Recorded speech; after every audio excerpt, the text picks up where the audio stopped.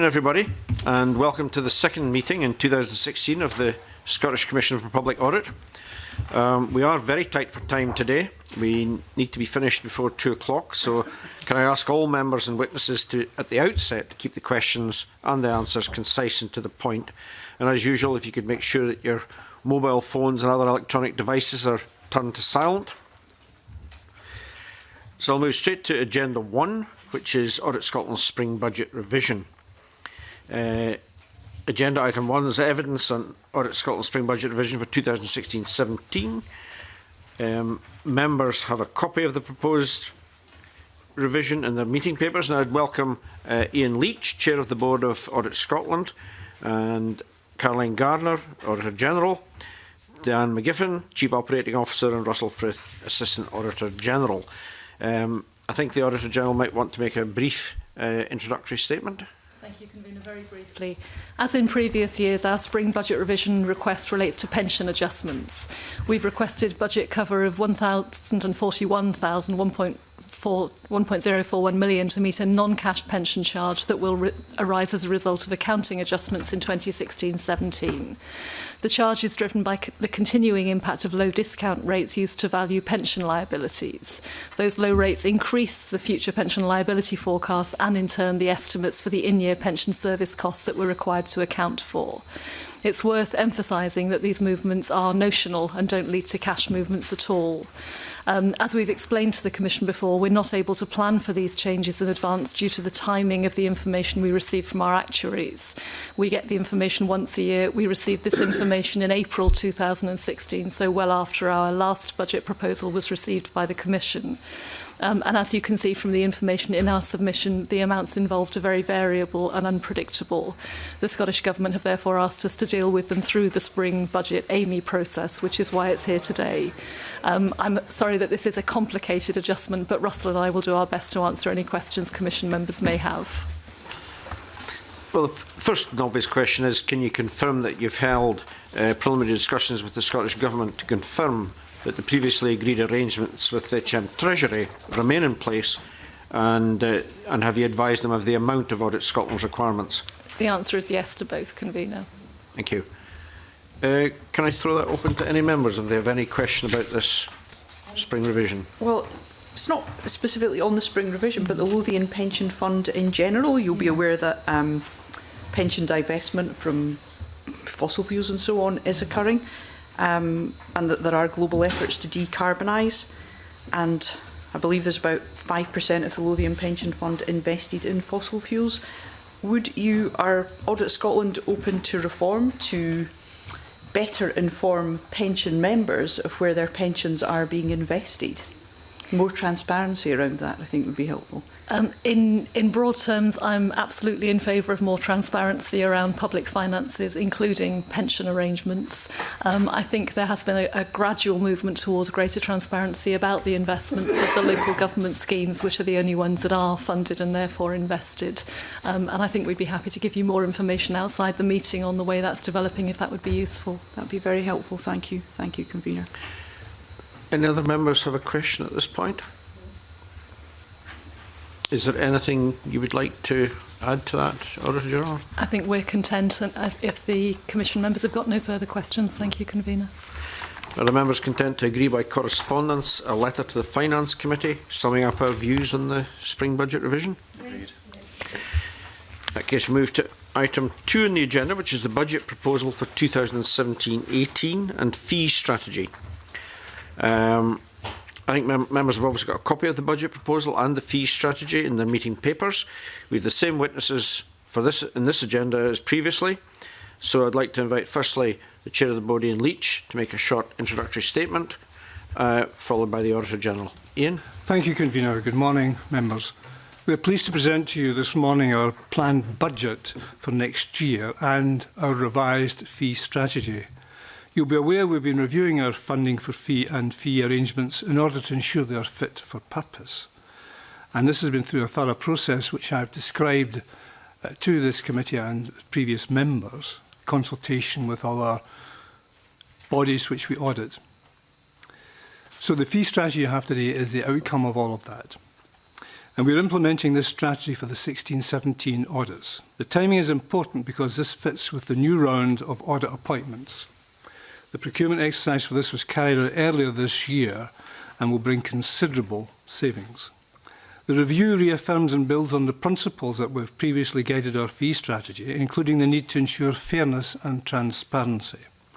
The revised strategy aims not only to recover fees for our work across the piece, but to better balance those fees within each sector and, where possible, within individual bodies. One of the key changes we are proposing relates to the funding of NHS performance audit work. In order to bring this into line with the other areas of the Auditor General's remit, we propose that funding for this work should come from the Scottish Consolidated Fund. Details of other proposed adjustments are explained in the fee strategy paper before you. High-quality audit work remains a priority for Audit Scotland. Our budget proposal supports this goal by identifying resources to implement new quality arrangements.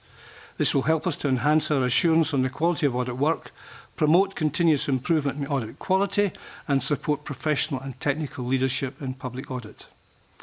At the same time, we are committed to quality. We strive for value for money. Our main expenditure is on our workforce, which we continue to actively manage. Staff numbers are smaller than in 2010. Despite this, we are confident that our ongoing investment in staff development and training of professional trainees and the way we are changing how we work together will continue to deliver cost-effective, efficient, world-class audit.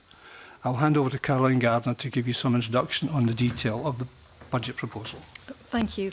As you will know, the budget proposal has been prepared in the context of some uncertainty at the moment, in particular the amount of work required as a result of the full implementation of the Scotland Act 2016 and, of course, any further devolution of powers as a result of the EU referendum. The proposal in front of you today is based on our known workload as it currently stands, and as our audit responsibilities change in the light of those developments, we'll obviously discuss the resource requirements with the Commission further. In summary, the proposal that you've got will deliver an average real terms reduction in audit fees of 8.6% for the 2016-17 audit year, which has just started. A reduction in the revenue resource requirement sought from the Scottish Consolidated Fund of 2.6% in real terms. Simplified funding arrangements for the NHS performance audit, as Ian's referred to. A reduction in our gross administrative costs of just over £1 million, or 6% of our expenditure budget for the year, and greater transparency in funding arrangements. Overall, I'm confident that it strikes the right balance between value for money and ensuring the quality of support to Parliament that we provide. And we're happy to do our best to answer the Commission's questions, Convener. Thank you. In that case, perhaps I can start off. On page 4 of your budget proposal, you note that additional work will arise from the 30 integrated joint boards, and these will be audited by auditors appointed in the local authority, within the local authority. That's a considerable increase in work.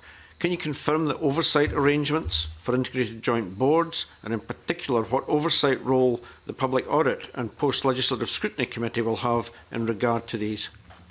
Certainly, Convener. The audit arrangements for the new integrated joint boards were included in the legislation that established them. So they were set up as local authority bodies, and the audit appointments are made under that regime. But all of the funds which the joint boards spend will come from either local authorities or from the NHS. At the moment, we think that's about £8 billion a year, so a very significant amount of public money, and providing services that are key to communities right across Scotland. It's one of those areas where the strengths of the public audit model, I think, are apparent, in that the Accounts Commission appoints the auditors to them and can report on problems which occur in the individual bodies. But because of the significant amount of NHS funding that's coming through, I will also have oversight of that and can report back to the Public Audit and Post-Legislative Scrutiny Committee. The committee in the last session of Parliament received the first of the reports we're producing on progress with setting up the bodies, which noted that some progress had been made, but also that some risks remained around governance, budget setting and oversight. We're expecting to produce the second report in that series during 2017, and that will be reported to the Public Audit Committee in the normal way to give you that line of sight for the way the money is being spent and what's being achieved with it. Given the hybrid nature of the funding, will the Public Audit Committee have full oversight into the IJB through your reporting?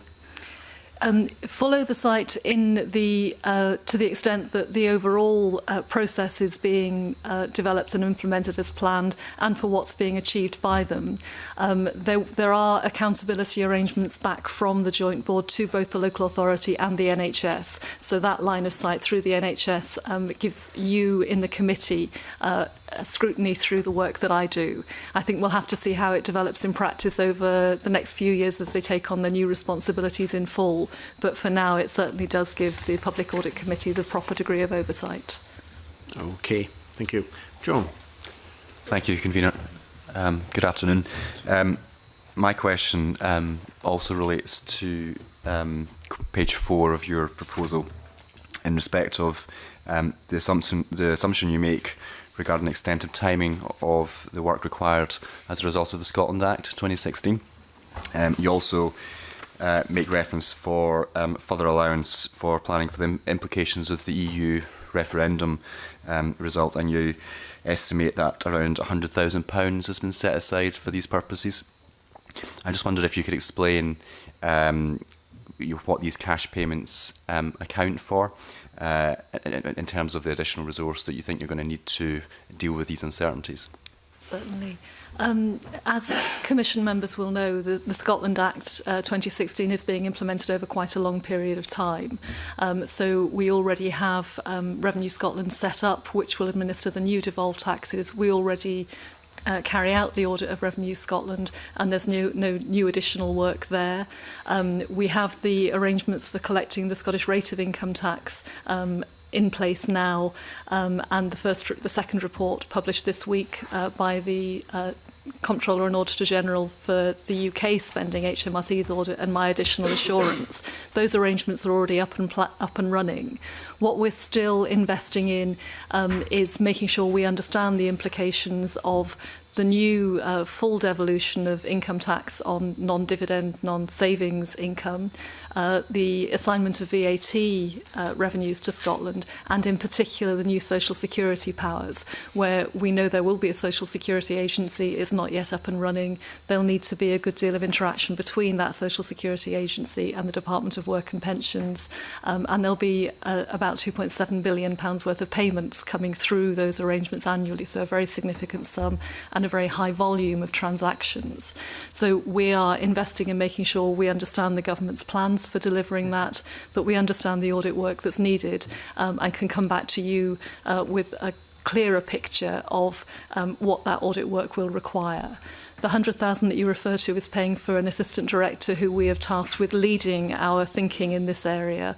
It's the full cost of that post plus development for him and the team that's working with him to really make sure that we are thinking through the audit implications, managing them well, building up our expertise, and coming forward to you with a credible plan for the resources we need for the longer term as that thinking is developed. Since June, we've also asked him to take on responsibility for the implications of the EU referendum. Obviously, again, we don't know what that will mean for Scottish public finances in terms of what funding is devolved to Scotland and what audit arrangements are needed. But we will do that in a joined-up way, and that's what the 100,000 that you refer to is funding. So I appreciate that. Just so I'm clear, so the 100,000 is the cost of the salary of this new appointment, but you made reference to investing in further research or investigations. So do you anticipate an additional cost beyond the 100,000 to invest in this additional research and understanding of what this is actually going to mean? We think at this point the 100,000 covers our costs of doing the developing and planning for it. It's the full cost of an assistant director post plus the associated costs in terms of training and development and travel that's associated with that.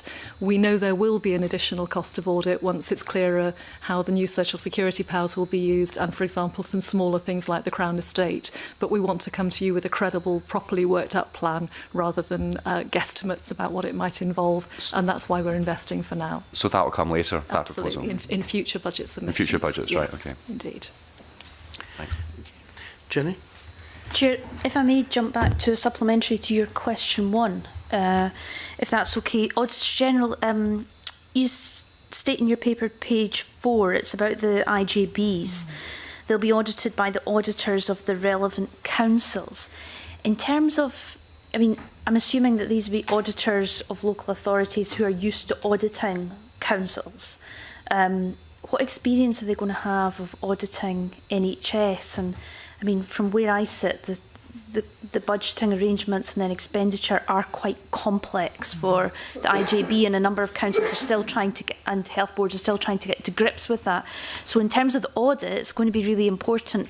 Are there people who have joint experience, or how can Audit Scotland and how can we be confident of their skills to do this properly? You're right, they are complex new bodies and they've got very significant responsibilities. The legislation that established the integration authorities also set them up as local authorities and therefore within the local authority audit regime.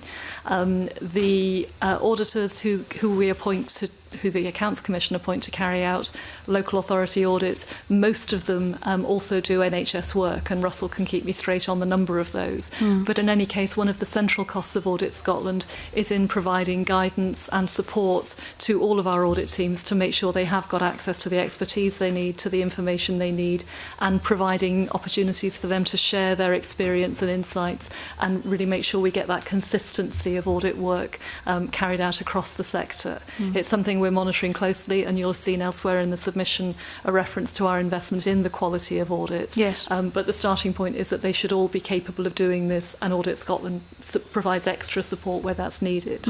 Russell, do you want to add to that? Just to say that of the 5 firms that we use in local authority work on top of our own staff, 3 of those are also auditing the NHS okay. in the new round of appointments, and of the other 2, 1 firm was, and as it happens, the staff from the other one also have previous NHS audit experience. And the other point I would make is that in wherever possible, we have appointed the auditor of the main council in an area and the health board to the same auditor. That's not possible across Scotland, but for example, to take Dumfries and Galloway as the example, the auditor of Dumfries and Galloway Council is also the auditor of Dumfries and Galloway Health Board and is therefore doing the IJB as well. So the external auditor has complete oversight across the IJB arrangements. Okay. I just think this is going to be fundamental to Parliament's ability to scrutinise effectiveness of the IJBs, so watch that with interest. Can I continue to my next question, Chair? Page 5, you note that other administrative costs has decreased from 9,558,000 in the current year to 8,376 in 17/18, and throughout the document it's confirmed that the bulk of these estimated savings will arise from savings in fees paid to appointed auditors, which are private sector firms, which Russell Firth referred to, following a recent procurement project. Now, while the Commission welcomes such significant savings, is it possible that audit firms will perform audits with less qualified staff in time to accommodate these reductions in their fee income? And could this lead to an increased risk of poor audit quality for the bodies audited by the firms? I note that you've set aside 100,000 to support an enhanced quality regime, yes. But with the adjustment to fees, can you explore that a little? The board probed this question because it is a matter of concern, and we are satisfied, and Russell will give you the detail, that by enhancing our quality and putting additional resource in, we can check to make sure that the competitive fees we got in the procurement round are not going to result in a poorer audit service. That's why we're bolstering that, so we can do more checks on this. Russell.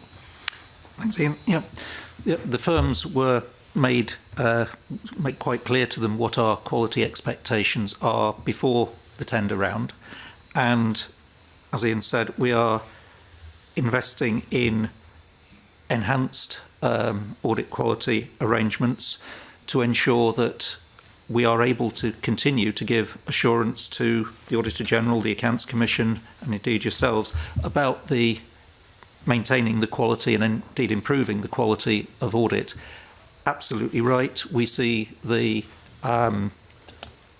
discounts that were offered this time as potentially posing a risk to audit quality. So we're aware of that, and we're planning to make sure that that does not happen.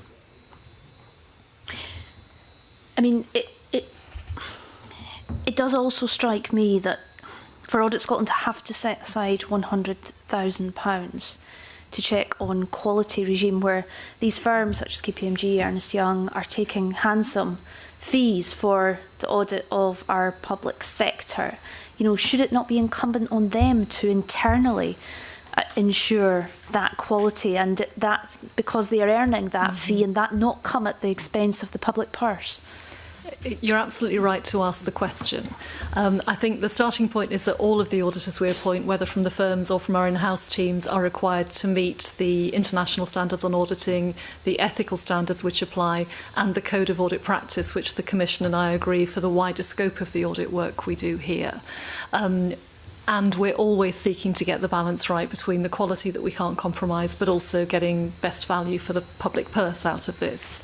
At the moment, we do have robust arrangements for quality in place, but they provide us with different information about the in-house teams and the firms. So for the in-house teams, we commission ICAS, the Institute of Chartered Accountants in Scotland, to carry out an independent review every 2 years of a sample of audit work, and we get that information back directly.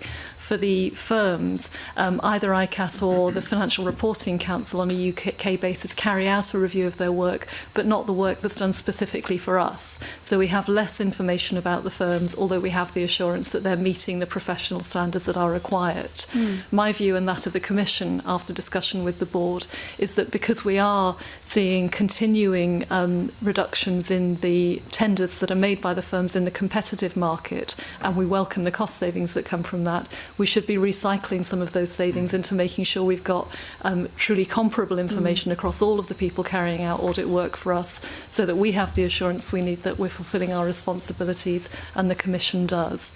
It's a fine balance, and I think it's worth noting that the 100,000 we've put into the submission this year to ask for your support with is about reviewing the arrangements. We don't expect that to be the cost going forward necessarily, but it is the cost of a project to review that and make sure we've got consistent information across the piece and are getting that balance between cost and quality right. You would hope that 100k might reduce in time.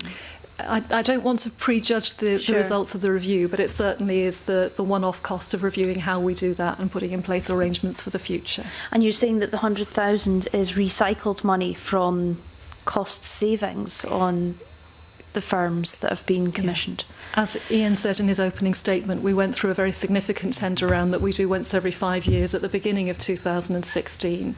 The results of that were competitive and gave us a reduction in the costs that we'll be paying to firms overall over the next 5 years. And as I say, we think it's appropriate to look at recycling some of that into the arrangements we have for assuring quality and driving up quality over the piece during the 5-year period. Is the quality regime going to extend to in-house teams as well? That's one of the things that I'm keen we do. As I say, at the moment we have different information about the in-house teams and the firms. I think it should be a level playing field, and we're also looking at the way in which we assure the quality of the performance audit work, which is what the Public Audit and Post-Legislative Scrutiny Committee sees most directly every time. So all of that will be on a common basis. Thank you. Just coming in the back of Jenny Mara's comments there, obviously there must be a concern with fees and everything going down, that the quality of service is maintained. And just sharing my experience in public audit, there was certainly a perception that in the case of Coatbridge College, probably again in Edinburgh College, and certainly it would appear last week in the case of NHS Tayside, that internal and external auditors were not exactly on the ball in some respects, and that is a worry. And it would be a significant worry to me as well, Convener, obviously. We do, as I say, have quality arrangements in place at the moment, and I'm satisfied that the auditors we appoint are all meeting the requirements we place on them. That clearly isn't quite the same thing as the impression which the committee is able to take from them as they're here before you as witnesses. And I think there may be more we can do to support them to perform as well as they can do in that setting. There is also something, as you'll be aware from from your former life about the gap between expectations of what auditors might be doing and what they're actually appointed to do. And I think we need to do what we can both to close that gap, but also to explain it, that auditors aren't there to seek out fraud or poor behaviour. They're there to provide assurance on the way public money is being spent. And I think we need to keep an eye on that. But all of that, that range of issues is behind the investment we want to make in quality assurance. John, I'm conscious you have to go. Do you have any question you'd like to throw in? Fine. In that case, Alison. Thank you, Convener. And page 8 notes a new approach to best value across all 32 local councils in Scotland.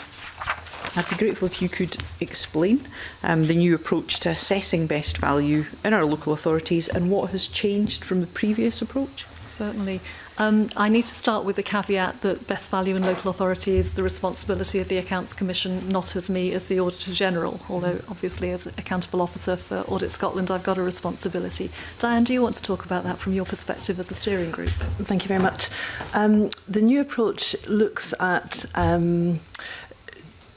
the best value auditing of local authorities and maps that out over a 5-year period, the lifetime of the audit appointments. The previous approach and the one which the Accounts Commission wished to move away from meant that on a risk assessed basis, local authorities would receive a best value audit once every 3 years, once every 5 years. Some authorities hadn't had a full best value audit for quite some time.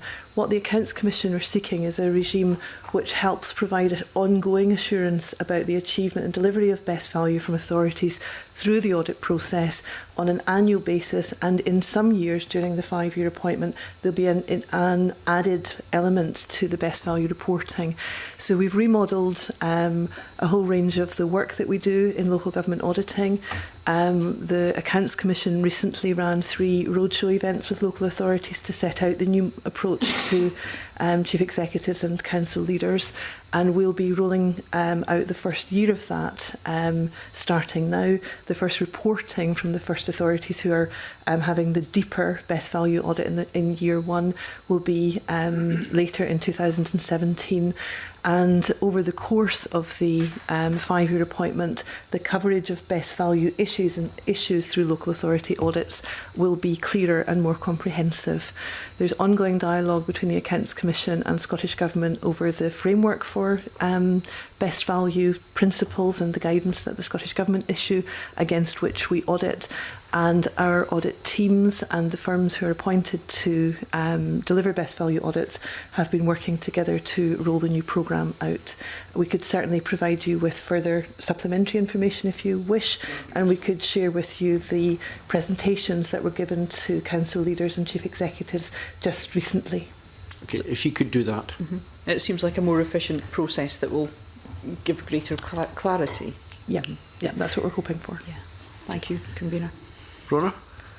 Thank you, Convener. Yes, I'd like to focus on your business restructuring proposals that you outline on page 8, where you say the plan is to reduce the headcount of administrative support staff and realign skills and resources, and you're looking for a budget of £100,000 to fund this transition. Can you explain to me how the £100,000 will be paid, given it's an additional resource and it's not been met from existing resources? Certainly. The background to this is the move we made in 2015 from two offices in Edinburgh to a single office. We previously had 2 offices, each on 5 floors with lots of different rooms within them, to one office, all on a single footprint, and with much more efficient ways of working, better use of technology because we were able to do that. That, together with the ways that we're changing our staffing and the ways people work more widely in Audit Scotland, mean that the sorts of admin support we need are quite different from what we needed previously.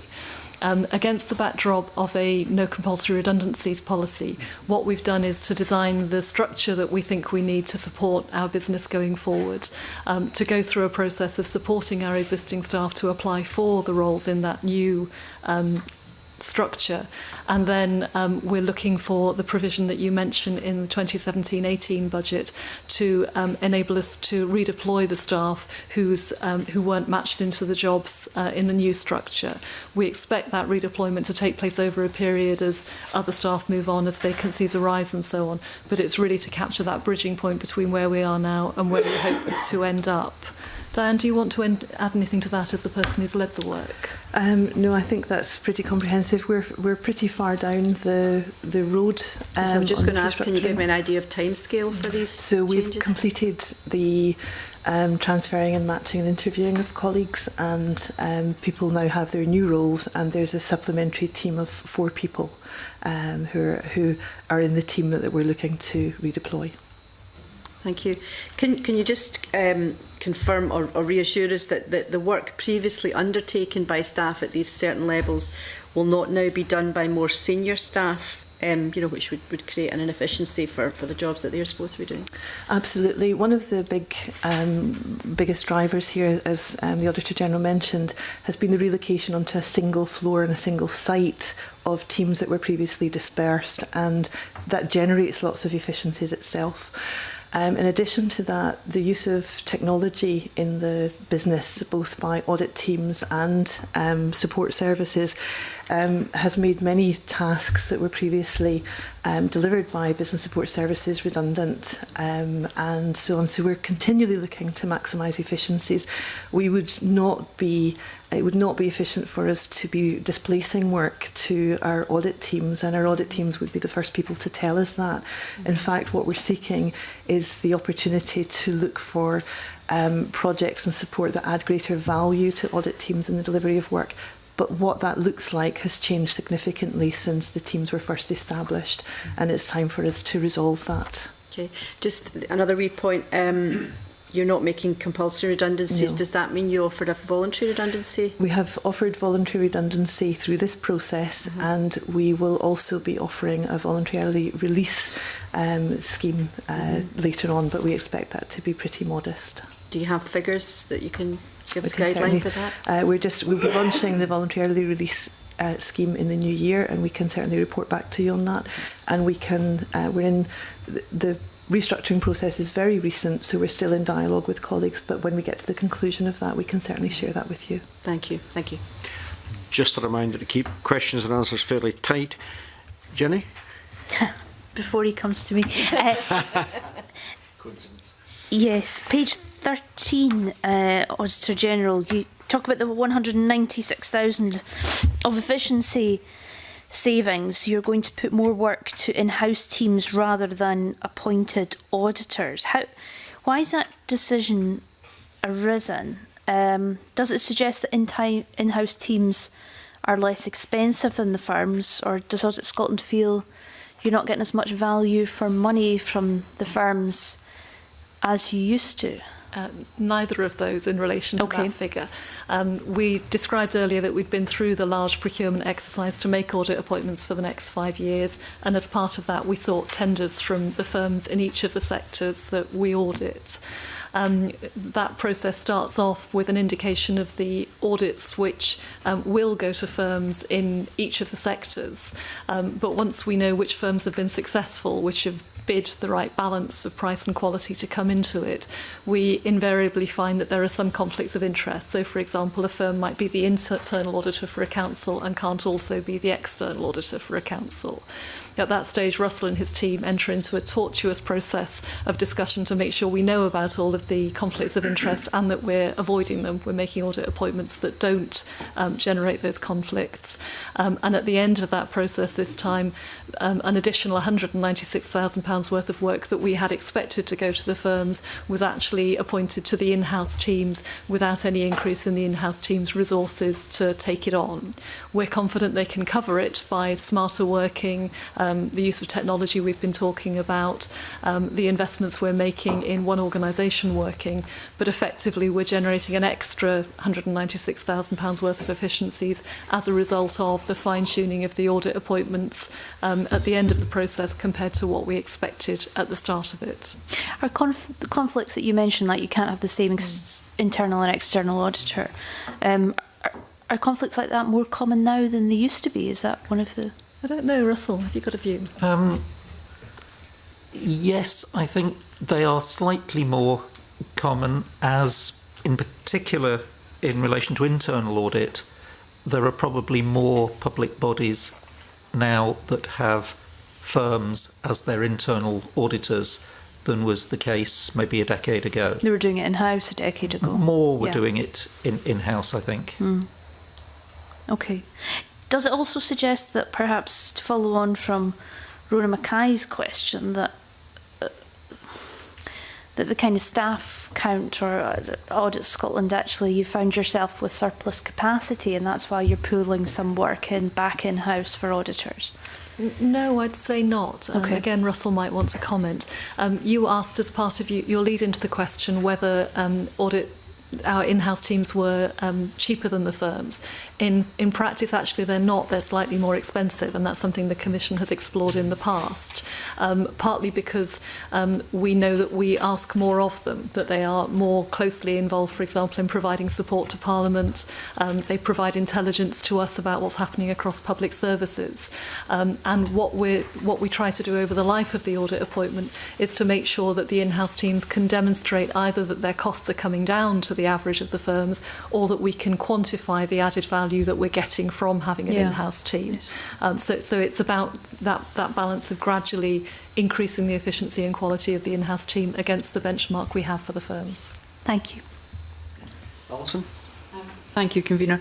On page 17, Appendix 1, the budget for audit support external fees is forecast to fall by 27% from £586,000 in 2016-17 to £425 the following year.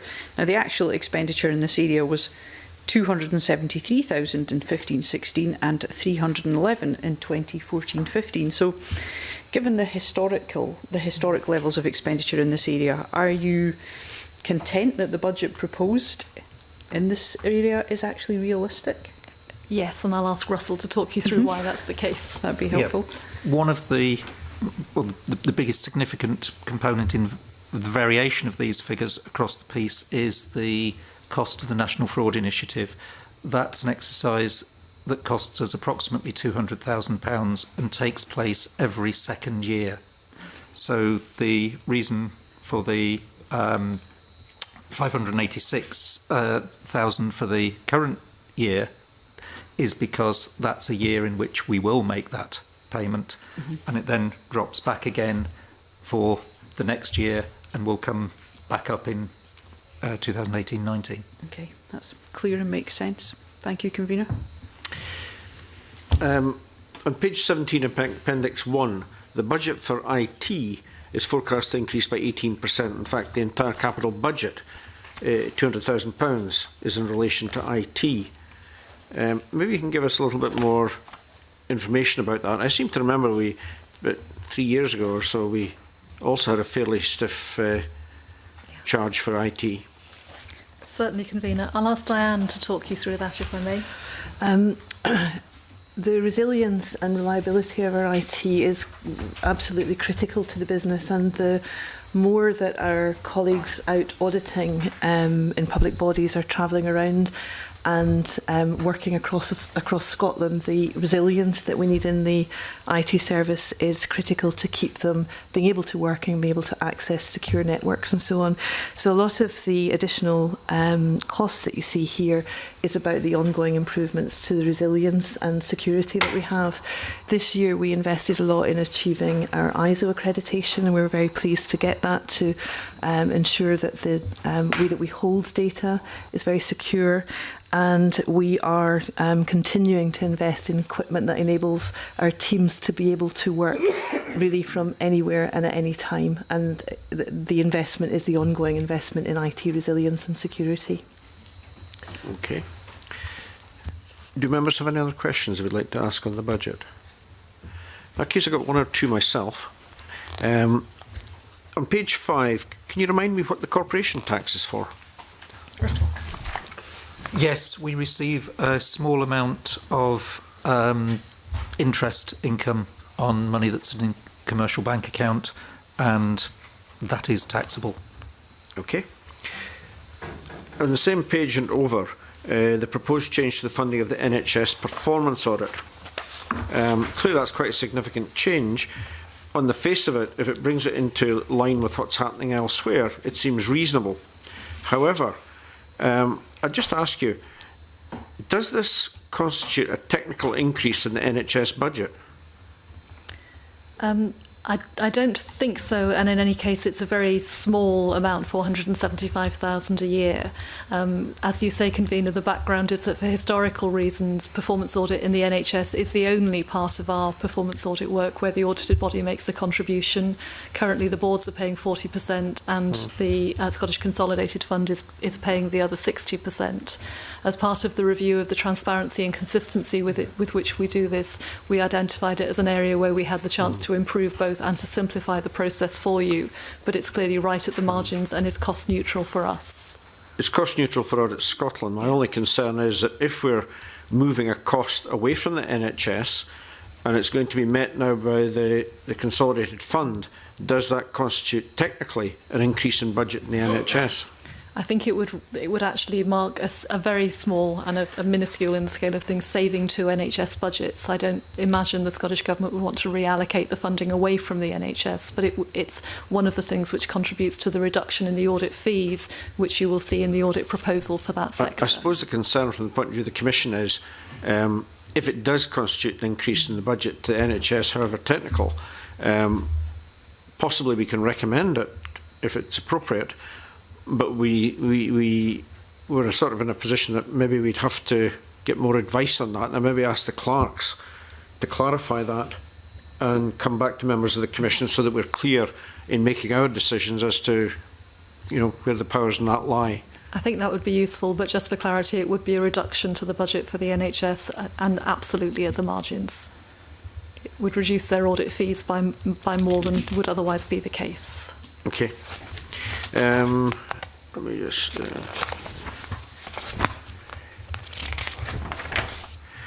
I'm just checking to see if there's anything that's actually hasn't come out already. The current VAT arrangements, are they secure with the HMRC? Is that? I remember 2 or 3 years ago there was a bit of correspondence on this. You had some difficulties over VAT. Sorry, I'm on page 10. Is that now absolutely 100%? The agreement that we reached with HMRC 2 or 3 years ago remains in place, and we have no reason to think that it won't remain in place. How does it affect IGBs given the hybrid funding? Russell, they're local government bodies, and therefore they fall within the local government regime. So even if funding comes from NHS, the VAT is still secure? Because they're local government bodies, yes. Yes, the bodies themselves are local government bodies. They're not under control of the Scottish Parliament? Or... Okay. Correct, yes.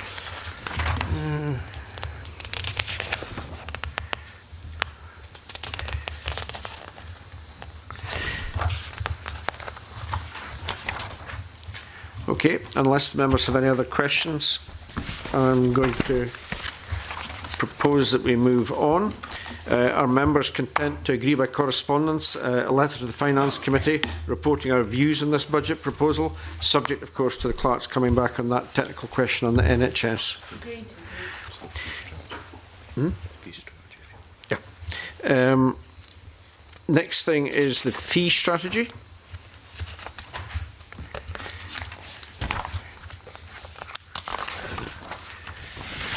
And maybe I can start off with the key messages on page 4.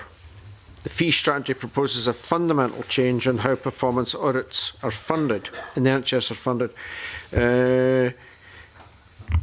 Can you explain, in terms of the funding for NHS performance unit audits, how did the 60-40 split originally get arrived at, and how the funding was worked out to reflect the work and the requirements of the stakeholders? In other words, why was it put that way in the first place?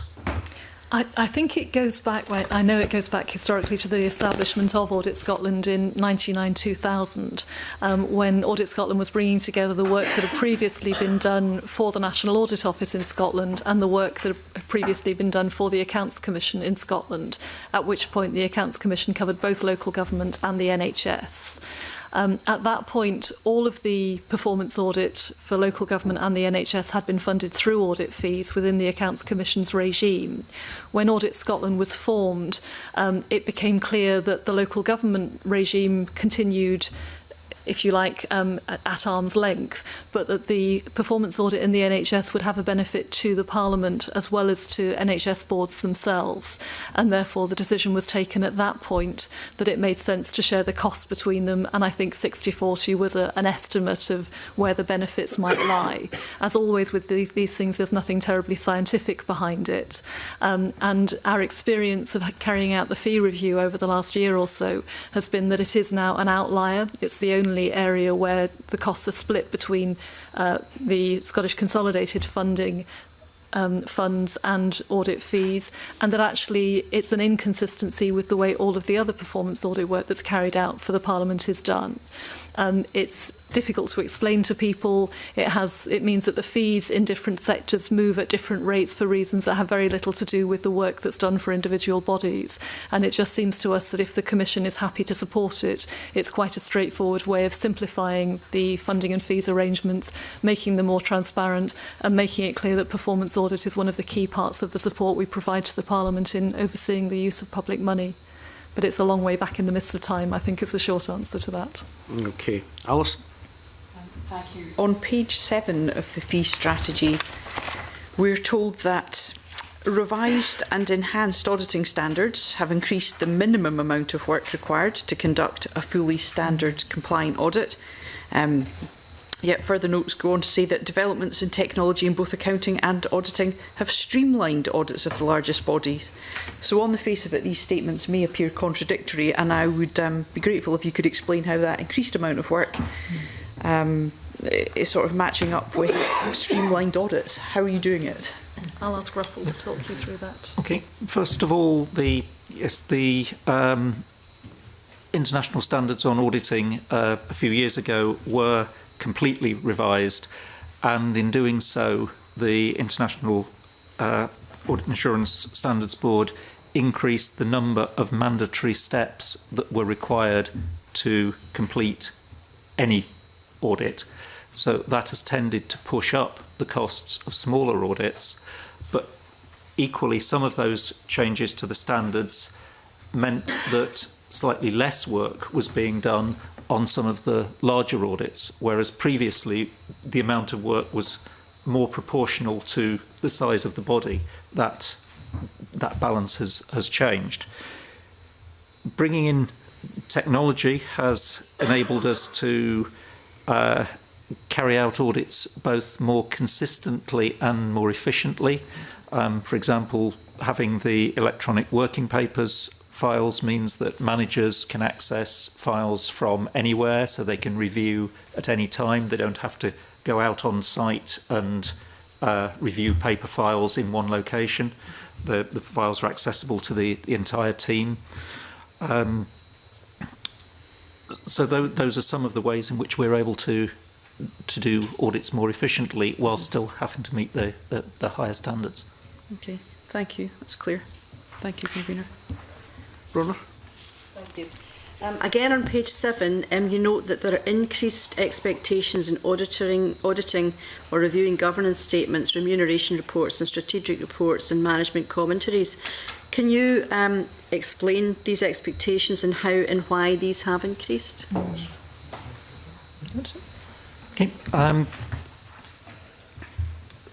In the private sector, partly in response to the financial crisis a few years ago and some of the earlier corporate failures, the sort of Enron-type failures, the standards of corporate reporting, corporate governance